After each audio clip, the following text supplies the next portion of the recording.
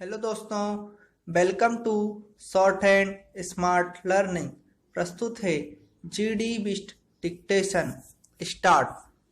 श्रीमान, मैं निवेदन कर रहा था कि राजनीतिक उत्पीड़न से जो लोग भारत में आते हैं वे चाहे तिब्बत के हों चाहे बांग्लादेश से आए हों, उनको राजनीतिक आश्रय देना हमारा नैतिक कर्तव्य है।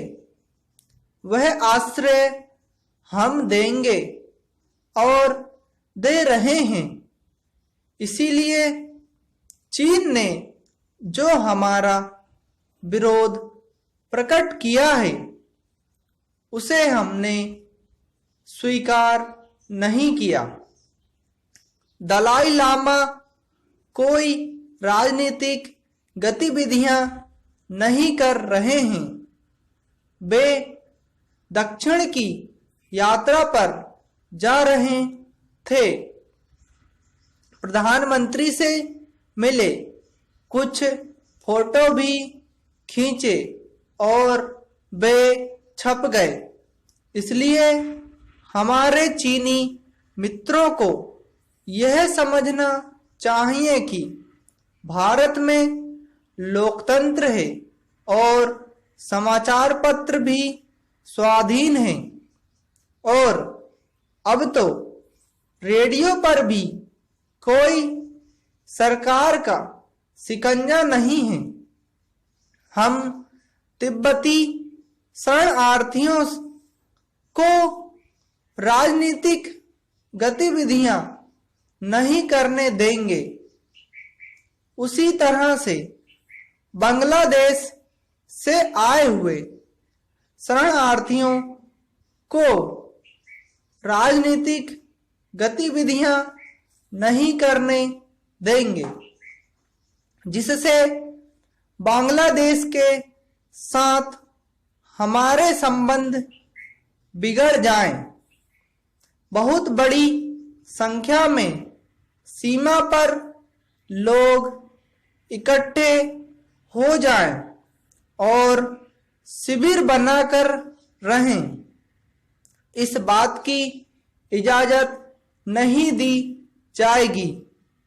थोड़े से लोग अगर रहना चाहें तो भारत के भीतर आकर रह सकते हैं।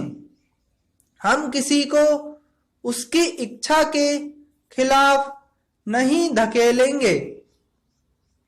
इस बारे में किसी प्रकार की गलतफहमी नहीं होनी चाहिए।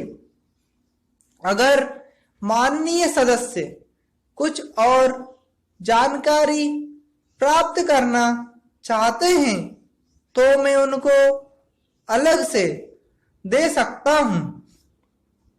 मेरे सामने कई घटनाएं हुई हों तो ली जा सकती हैं, लेकिन हमारी तरफ से पूरी जांच कर ली गई है।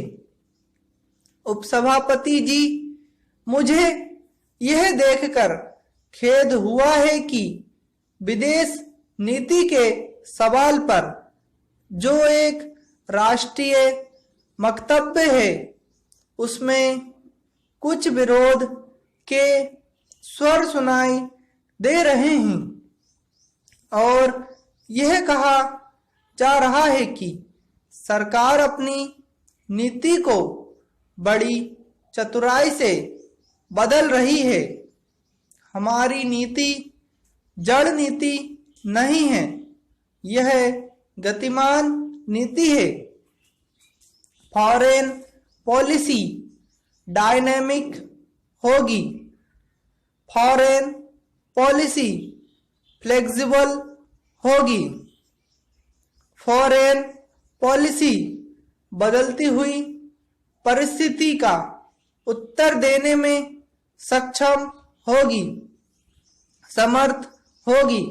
लेकिन एक बात का मैं आश्वासन देना चाहता हूं कि भारत किसी विदेश शक्ति के दबाव में आकर अपनी विदेश नीति में परिवर्तन नहीं करेगा। स्टॉप।